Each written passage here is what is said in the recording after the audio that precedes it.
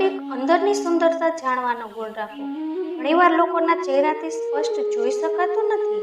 એક વખતની વાત છે. એક વૃક્ષની તિરાડના છેડે બે પક્ષી બેઠા હતા. દૂરથી તેણે એક માણસને આવતો જોયો.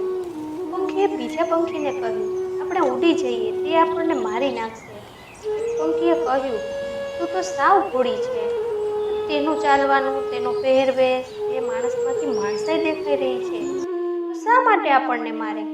પરંતુ તે માણસ જેવો તે વૃક્ષની નજીક આવ્યો અને તેણે તીર કાઢીને ત્યાં જ પંખીને મારી નાખ્યું.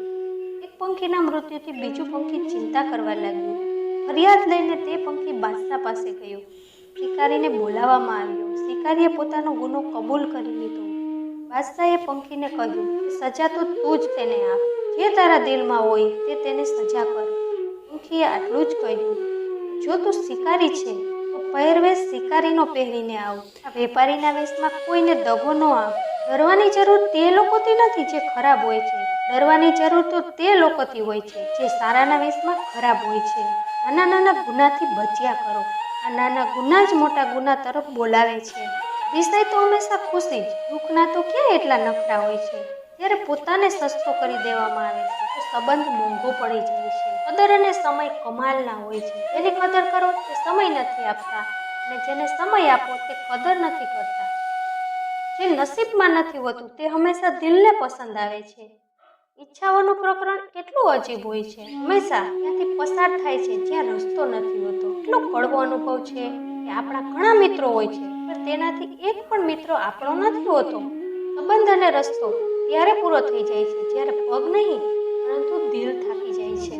દિલમાંથી ઉતરી ગયેલ વ્યક્તિ સામે આવી જાય તો પણ નજરમાં નથી આવતા. બંધન સંબંધનું નહીં પરંતુ લાગણીનું હોય છે. લાગણી પૂરી તો સંબંધ પૂરો. દુનિયાનો મેળો અજીબ હોય છે. દેખાય તો ભીડ છે પરંતુ ચાલે તો બધા અલગ છે. ભરોસો તો પોતાના શ્વાસનો પણ નથી અને આપણે માણસનો કરી રહ્યા છીએ. માણસ ઉંમરથી નહીં ચિંતાથી ઘરડા થાય છે. કોઈને પણ એટલી નફરત ન કરો જો સામે આવે તો મળી ન શકો અને કોઈને એટલો પ્રેમ ન કરો જો જુદું થવાનું થાય તો જીવી ન શકો. કોશિશ કરો કે કોઈ પણ મતલબ વિના સારા બનીએ કારણ કે મતલબ માટે તો બધા સારા બને છે. આપણે લોકો પણ કેટલા ગજબના હોઈએ છીએ. નિશાનીને સુરક્ષિત રાખીએ છીએ અને માણસને ખોઈ નાખીએ છીએ. પૈસા તો બધા કમાય છે. દુઆઓ પણ કમાવો કારણ કે દુઆ ત્યાં કામમાં આવે છે જ્યાં પૈસા કામમાં નથી આવતા. દરેકને દુઆ આપ્યા કરો. શું ખબર કોઈની કિસ્મત તમારી દુઆની રાહ જોઈ રહી હોય. કોશિશ કરો કે તમે દુનિયામાં રહો, દુનિયા તમારામાં નહીં. નાવ જ્યાં સુધી પાણીમાં રહે છે ત્યાં સુધી ખૂબ જ સરસ રીતે તરે છે પરંતુ જ્યારે પાણી નાવમાં આવી જાય છે તે ડૂબી જાય છે. દરેકનું સાંભળો અને દરેકથી શીખો કારણ કે બધા બધું જ જાણતા નથી પરંતુ દરેક કંઈક ને કંઈક શીખવી જાય છે. નમવાનો અર્થ એ નથી કે તમે નમ્યા એટલે તમારું સન્માન ખોઈ નાખ્યું. દરેક કિંમતી વસ્તુ ઉપાડવા માટે નમવું જ પડે છે. ભગવાન અને વડીલોના આશીર્વાદ એમાંથી એક છે. યાદ રાખજો કે કૃપા તો આપોઆપ મળી જાય છે પરંતુ આશીર્વાદ માંગવા પડે છે. ખુશ રહેવાનો સૌથી સારો ઉપાય એ છે કે જ્યાં તમારા માટે ખુશ રહેવાની જગ્યા નથી તો ત્યાંથી પોતાને અલગ કરી લ્યો.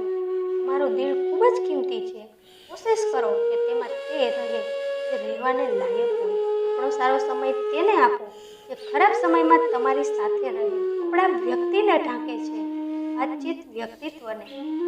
શબ્દનો ઉપયોગ વિચાર કરીને કરો કારણ કે તમારી વાતચીત જ તમારા સંસ્કારનો અરીસો છે. સંસારનું સૌથી મોટું પાપ એ નબળાને હેરાન ન કરવું. ઈશ્વર કહે છે કોઈને તકલીફ આપીને મારી પાસે દુઆની માંગણી ન કરતા. પરંતુ જો કોઈને એક સેકન્ડની પણ ખુશી આપી હોય તો પોતાની તકલીફની ચિંતા ન કરવી. મનુષ્ય કેટલો પણ મોટો થઈ જાય માની જરૂર તેને હંમેશા રહે છે. ક્રોધ અને આંધી બંનેને શાંત થયા પછી જ ખબર પડે છે કે નુકસાન કેટલું થયું. જે લોકો બીજાને પોતાની દુઆઓમાં સામેલ કરે છે ખુશી સૌથી પહેલાં તેના દરવાજાને ખખડાવે છે. મોટી ઈચ્છા તે નથી જેમાં તમે હાજર હોય. મોટી ઈચ્છા તે જ હોય છે જેમાં તમારી સાથે તમારો પરિવાર, તમારો સમાજ, તમારો દેશ અને પૂરું વિશ્વ હાજર હોય. જે તમારી બહાર છે તે નહીં, જે તમારી અંદર છે તે તમને ઉપર લઈ જાય છે. અથમવાનું તો એક દિવસ બધાએ છે ભલે પછી તે માણસ હોય કે સૂરજ. પરંતુ હિંમત સુરતથી શીખો. દરરોજ આથમીને બીજા દિવસે નવી આશા સાથે ઉઠે છે. પોતાના વિશે ન કોઈ પીરને પૂછો કે ન કોઈ ફકીરને પૂછો. બસ આંખો બંધ કરીને ફક્ત તમારા આત્માને પૂછો. જીવનમાં ક્યારેય કોઈ દુઃખથી ઉદાસ ન થતા, કોઈ વાતથી નિરાશ ન થતા. જો તમારાથી એક તારો ખોવાઈ ગયો હોય તો શું થયું? આખું આકાશ તારાઓથી ભરેલું છે. જો આખા આકાશમાં કોઈ તારો તમારી કિસ્મતમાં નથી તો શું થયું? કદાચ તમારી કિસ્મતમાં ચાંદ હોય. બધાનું ધ્યાન રાખજો, પણ તમારું પણ ધ્યાન રાખજો. હંમેશા હસતા રહેજો, ક્યારેક પોતાના માટે તો ક્યારેક પોતાના પરિવાર માટે. ફરીથી મળીશું મિત્રો આવતા વિડીયોમાં. Thank you.